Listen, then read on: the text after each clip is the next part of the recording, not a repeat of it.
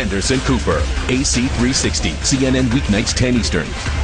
Nearly 300 people have been killed in the last 14 days, according to Human Rights Watch, most of them not videotaped, their deaths not recorded. And according to the Wall Street Journal, nearly 1,300 people have been arrested. They're citing figures from the Egyptian Organization for Human Rights. Some of those 1,300 people have been released, but others still held, and we don't know where, and we don't know what's being done to them. According to several New York Times personnel who were held by the secret police a few days ago, they could hear captured Egyptians being beaten, tortured, crying out in pain. That is the truth of the Mubarak regime. They have blood on their hands, and the question tonight, are they really going to change for themselves? You're going to hear from our reporters on the ground in a moment, also in Washington, and we'll talk to Mohammed al-Baradei, a leading opposition figure. But we begin, as always, tonight, keeping them honest. And tonight we begin by focusing on the lies the Egyptian government continues to tell.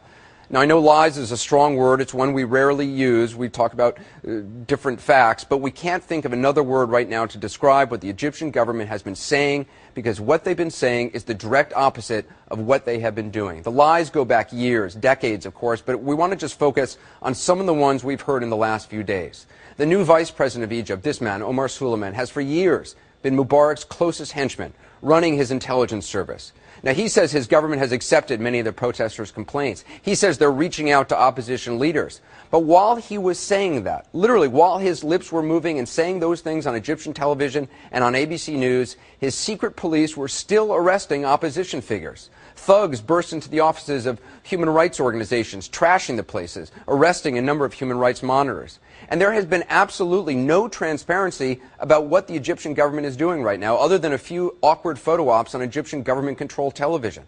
The Egyptian government has denied any involvement in these kind of attacks by mobs on peaceful demonstrators and reporters. They say they have no idea how these things happen. But the Egyptian military stood there and let it happen. I saw that with my own eyes. We all saw that. And when they realized the protesters could not be beaten back by mobs and reporters would continue working, the military suddenly stepped in. And with a few rolls of concertina wire and a few shots in the air, they suddenly were able to keep the mobs at bay. The Egyptian government says the military didn't want to choose sides, but the truth is they did choose sides.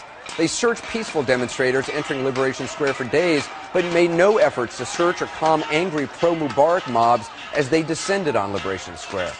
Even while the government was insisting that journalists were welcome to report freely in Egypt, at the end of last week, we have now learned that from the International Committee to Protect Journalists, 26 journalists have been detained since the end of last week, since Friday.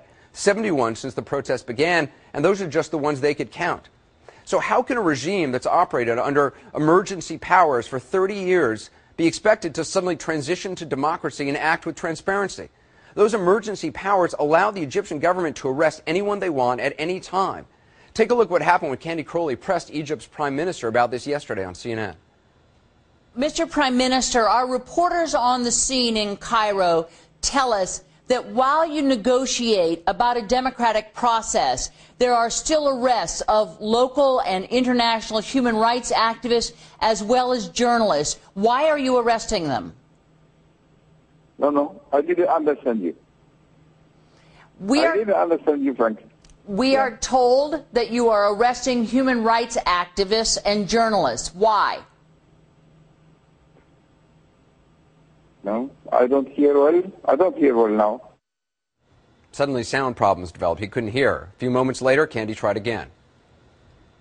Let me ask you about arrests by the military police. Why are they arresting arrests? About what?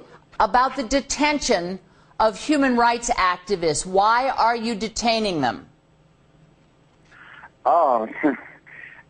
Frankly speaking, if there is some problems, it's not intended at all, my dear.